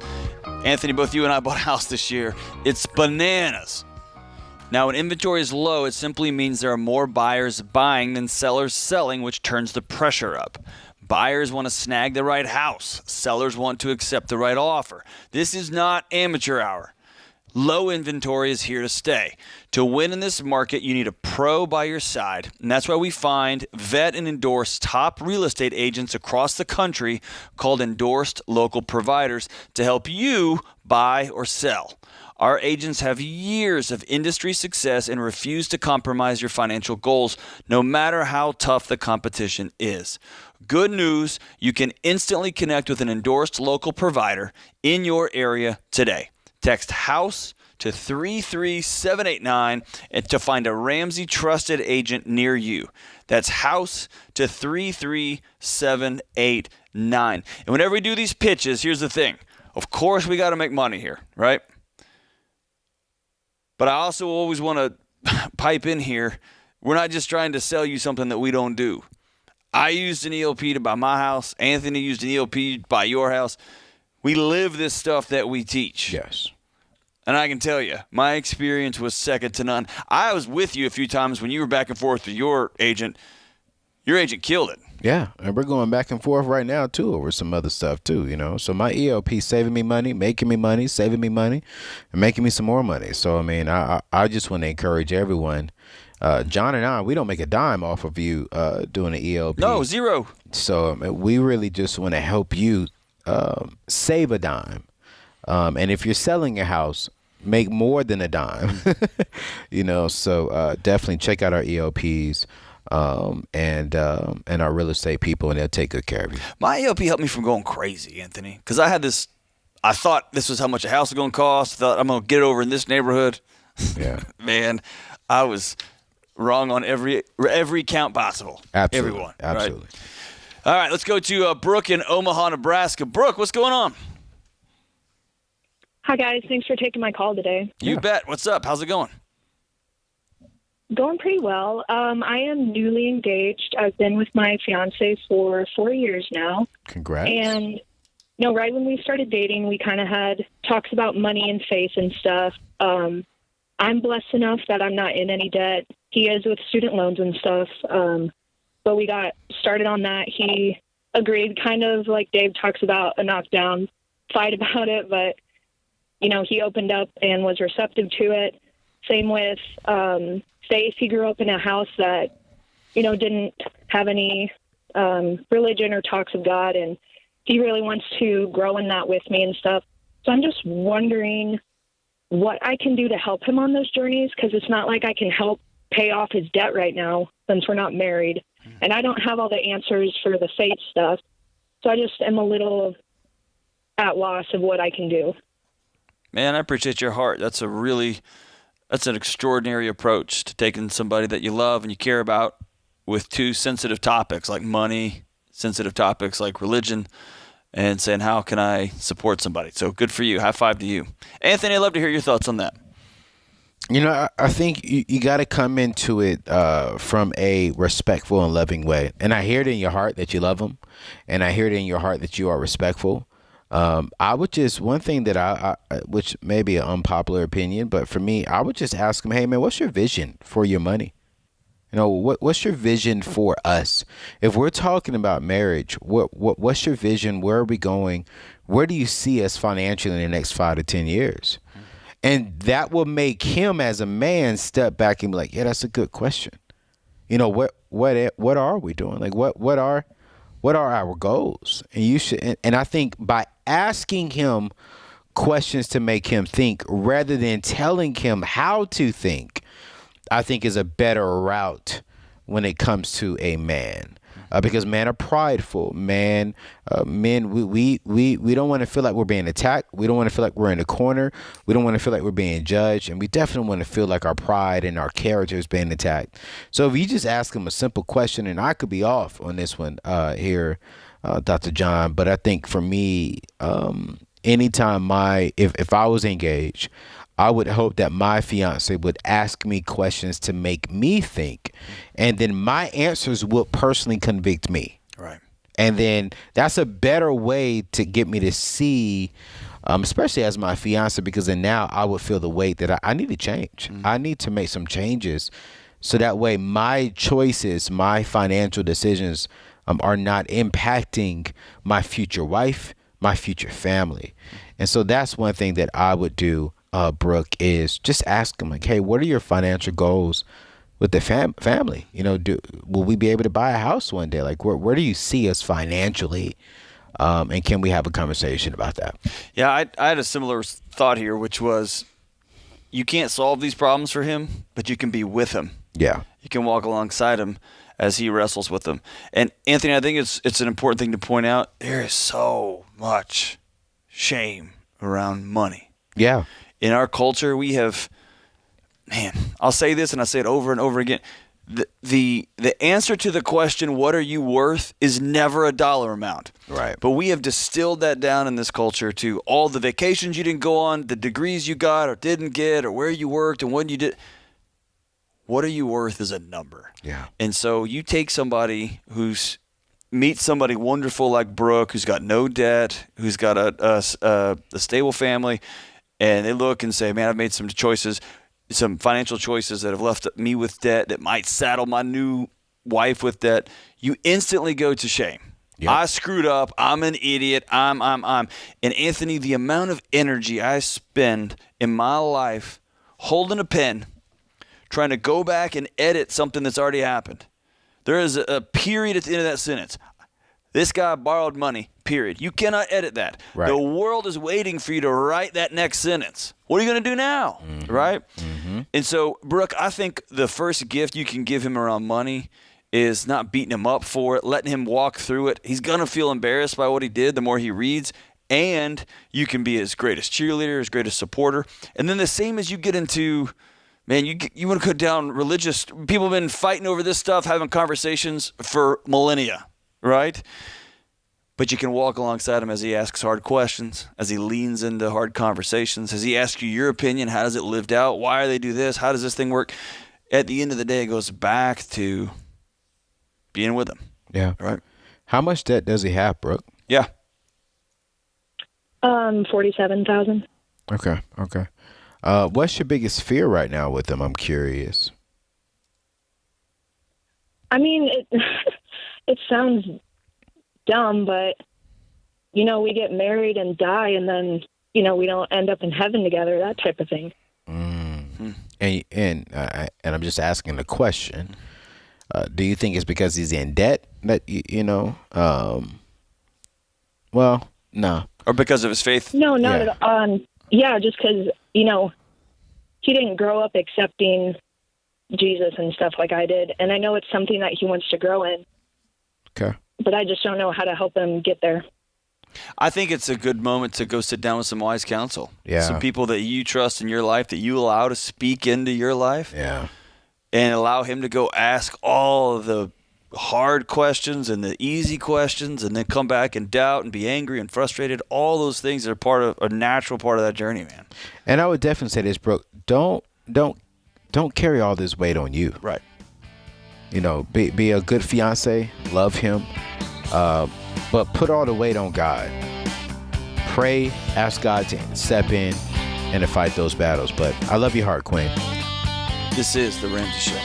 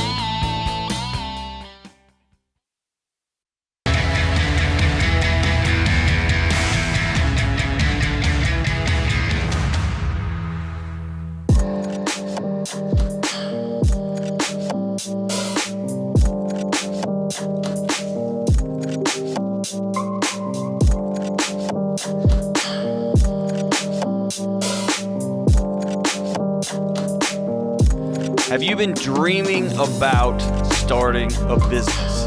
Or maybe you have a business and you want to take it to the next level. No matter what stage you're at, it's time to make money doing what you love, and the Business Boutique Conference will help you make it happen.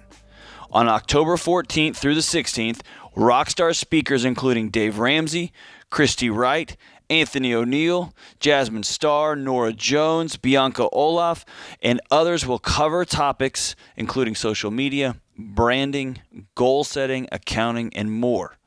Running a business can be overwhelming, but it doesn't have to be. Get the inspiration and the practical steps you need to chase your version of success. Join us for this 3-day event in person in Nashville, or you can attend via live stream. Early bird passes for the Business Boutique Conference are on sale now.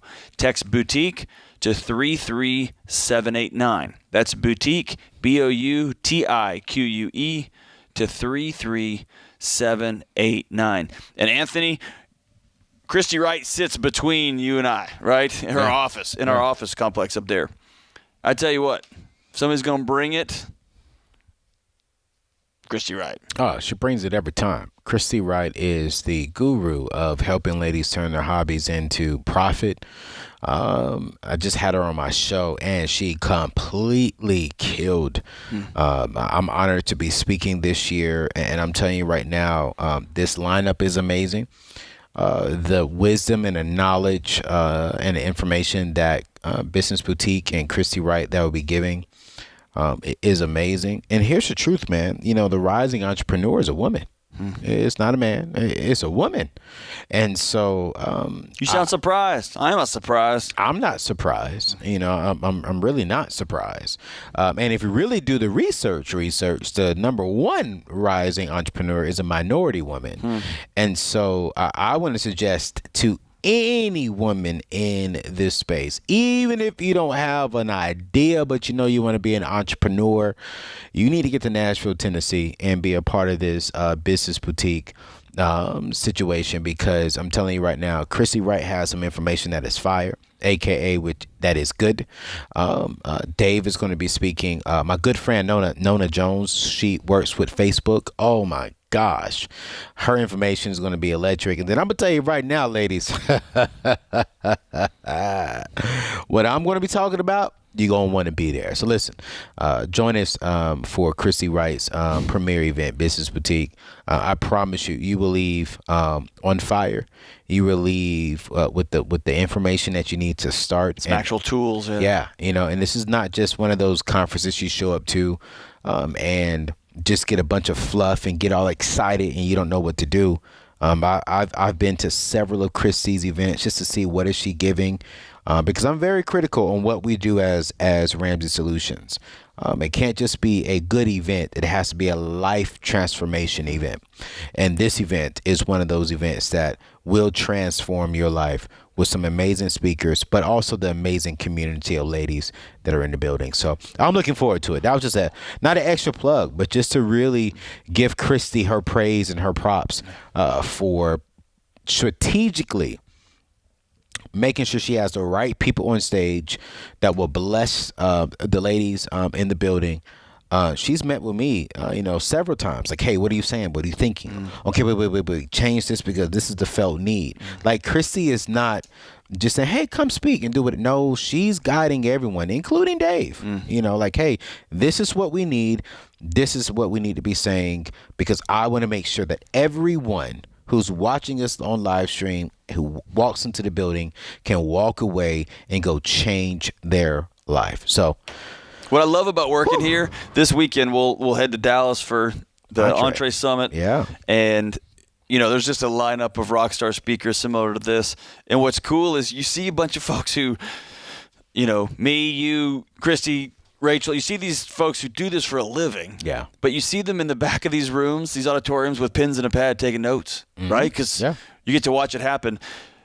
I was already planning on going to watch this event because the lineup is great. And now that I know that you're on it, I can't wait to see what you're going to say to this group of people, man. It's going to be fun. I can't wait. I mean, the content is going to be great. And I don't want to take up too much time because I just want the world to know, like, yo, this, what Christy Wright and what Business Boutique is doing, it's a good gift. Like husbands, boyfriends, if your wife or if your girlfriend has always been saying, hey, I'm thinking about starting a business, I would love to, I have this idea, this would be the best gift, birthday gift, anniversary gift, or boyfriends, just because gift. Hey, I want to sow into your future. Here's a gift. Here's a ticket to get to Nashville, Tennessee, to go to Business Boutique and go get something. I guarantee you, boyfriend, you may be the husband sooner than you think if you just get this ticket to Business Boutique. All right, before we get canceled out of here, let's go to JP in San Antonio. What's up, JP? How we doing? Good, man. How y'all doing? Good. How can we help, man? Thanks for taking my call. Hey, listen, I just want to run this by y'all real quick and see what advice I can get. Yeah. Hey, talk directly to the phone, JP. Is this better? There you go. All right, sorry about that. Lost my job last March due to COVID. So got laid off from a job that was paying me $40 an hour. After going through the whole year, I got another job I'm only making $14 an hour. I've had to sustain myself through my jump into my savings that I had. While I had my previous job, I paid off a lot of my debt I had. Which I don't regret. I think now, in hindsight, I probably would have done something a little bit different. But I don't regret paying off the debt I paid. But I've had to jump into my savings pretty much almost, zeroing that out, probably with a couple of $1,000s left in there.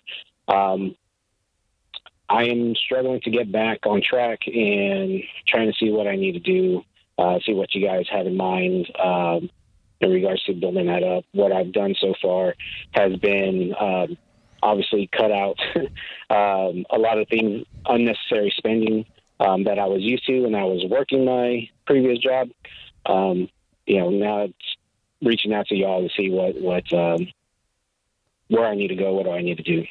Cool, great. JP, definitely we want to apologize for your loss of your job, especially during COVID, man. That's you along with millions of other people.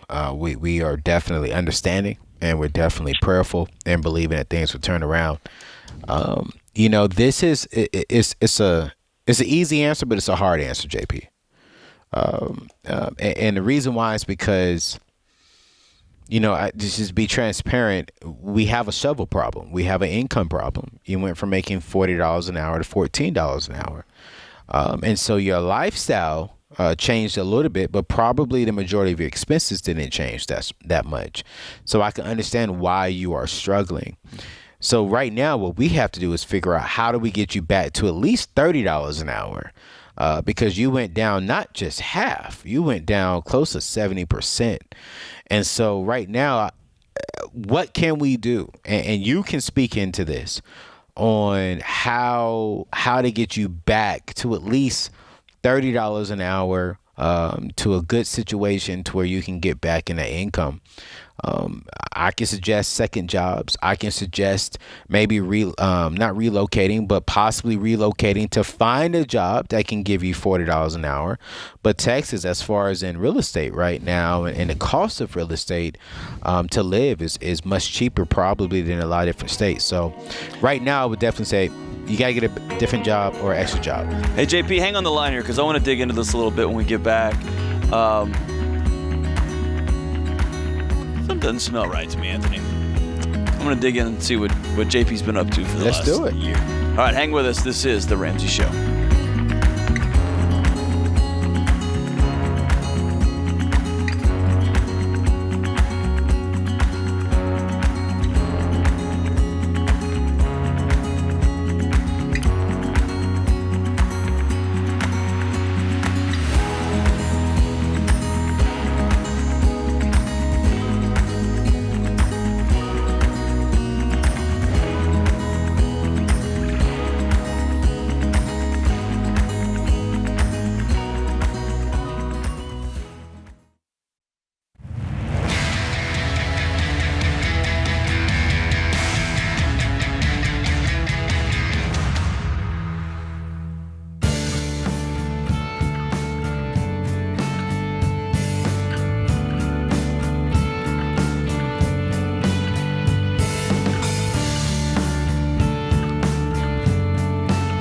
Today's scripture is Jeremiah 1:19. They will fight against you, but will not overcome you, for I am with you and will rescue you, declares the Lord. Ross Simmons says, hustle beats talent when talent doesn't hustle. All you fancy pantses out there, listen to that again. Hustle beats talent when talent doesn't hustle. Talent plus hustle is unstoppable. I love it. All right, let's go back to JP in San Antonio, Texas. All right, JP, so to recap here, you were making $40 an hour, cruising through life. COVID hit you in the mouth there in San Antonio. You lose your job, heartbreaking, man. And over the last year, you've been making $14 an hour. What do you do for a living? For my last job, I was in the oil field. Okay, and what have you been doing to duct tape things together over the past year? Recently, I've taken a job that's been in private security. Okay. So, do you mind if I poke at you a little bit? Yeah, go for it. What have you, going from $40 an hour to $14 an hour, what has kept you from scrambling to pick up a second and a third and a fourth and a fifth job over the last year? Instead of just... part of it has to do with custody. Okay. Tell me about that. Custody arrangement. We're 50% with our son. Okay. So just, trying to hold my end there. When I was gone with my previous job, I was gone a whole week and came back for a whole week. So that worked out there. So I've had to kind of rearrange my schedule. I've done a lot. By the Lord's favor, I was able to continue to maintain my apartment, with that I used to be in. I had to cancel that at the end of my term, knowing I was not going to be able to pay for that apartment anymore. So I've had to obviously downgrade and make changes in that area. But that's my custody arrangement has really kept me from having to. Or not having, but being able to get another job. Okay. I want you to recognize here, and I'm going to tell you something that's not cool, and people in your life probably aren't telling you. But your body experiences job loss as trauma. That loss of dignity, that loss of control, that loss of provision, that's a big deal that registers in your body. Losing your housing. Your body registers as a trauma. So while you're scraping and clawing, and man, I applaud you, dude. You're trying to be a good dad. You're trying to make ends meet. I want you to recognize that your body's taking it on the chin. And there's something important about acknowledging that, letting people in your life know, hey, it's been a hard year. And from that That's where you rise, brother. Okay? So here's the question. What do you want to do? I want to get back out to the field where I was. That's where my passion is, and it's why I love doing it. I didn't think I would love doing that job as much as I did, and I miss it. I've been missing it. I still talk to some of my buddies that were fortunate to not be laid off. When we got laid off, 70% of our workers from our company were laid off. So those that stayed on were fortunate. They're obviously tenured, but I miss it. I have the bug, and that's where I want to. That's where I want to go, is get back out there. So, are you on the horn every week, looking for all the way from Odessa to El Paso to Eastern New Mexico to Midland? Are you on the phone there, trying to get on any crew possible, doing whatever you can to get back out there? I have been. Obviously through the past, with the exception of the past 2 months. It was hard. Nobody was hiring. Yep. For the past couple of months, they've picked up. A lot of the companies right now are taking back the guys that they laid off, and doing it in that reverse order. Reverse order, yeah. So the company the company I was with, they're doing the same thing. But I have spoken to them. They said that they're going to see what else they had, because that's where I was based out of West Texas and New Mexico. Yep. Yeah. So here's the deal. Trying to get back out there. Anthony referred to it in the last segment. You're in an emergency situation. You're hemorrhaging money. You're running out, right? You're burning through your savings. You're having to move.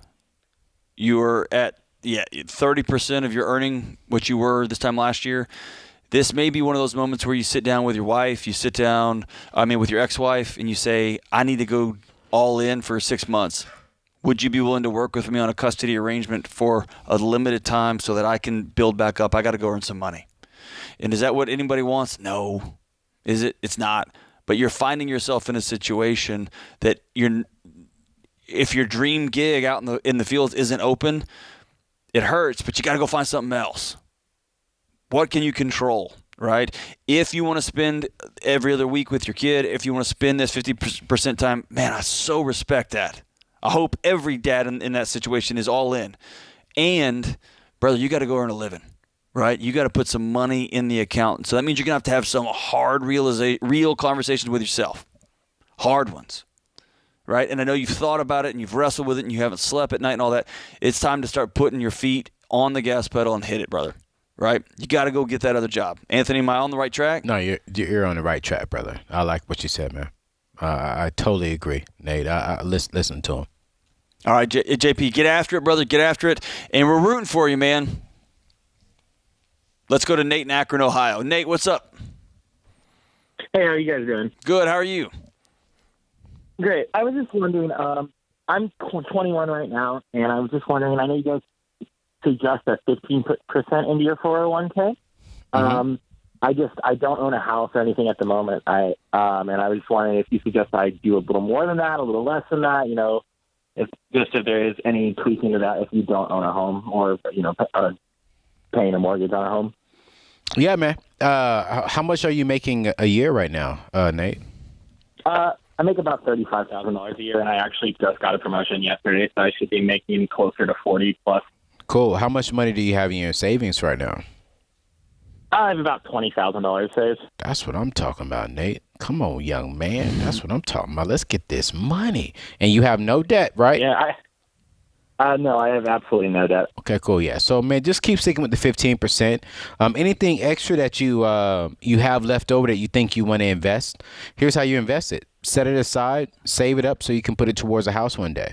I think that's the next best thing from you is go ahead and get into real estate, get into home ownership. So that's what I would definitely suggest for you. But 15% into your 401k, are they matching it? They match up to 6%. They match up to 6%? Yes. Okay, cool. Here's what I want you to do. I want you to get on, go to DaveRamsey.com and get connected with one of our Smart Vested Pros, because what I want them to do is look at your 401k. Is it a Roth or is it a traditional? It's a traditional. It's employer. Is an employer. Okay, cool. Provided Great. 401k. So great. So you're not going to put all 15% into the traditional. What I want you to do is go ahead and put 6% into your traditional because they're matching it. All right. So the secret here is match will beat a Roth. Roth would beat a traditional. So with that being said, you got to match. You're going to go ahead and put 6% in. Then you're going to take that over and get one of our SmartVestor Pros and go open up a Roth IRA and put the rest of your money into that.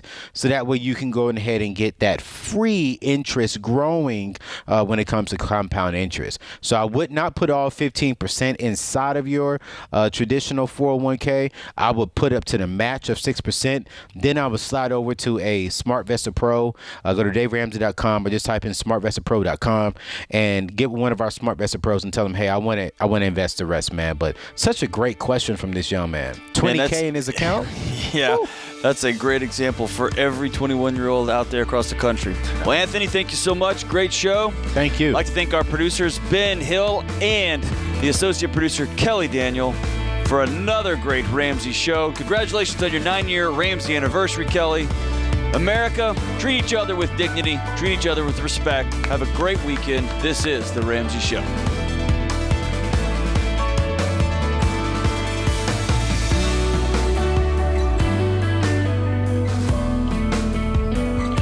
Have a friend or family member that needs a daily dose of Ramsey advice in their life? Let them know about the Ramsey Call of the Day podcast. It's a quick hit of advice about life and money in under 10 minutes. Check out the Ramsey Call of the Day podcast wherever you listen to podcasts.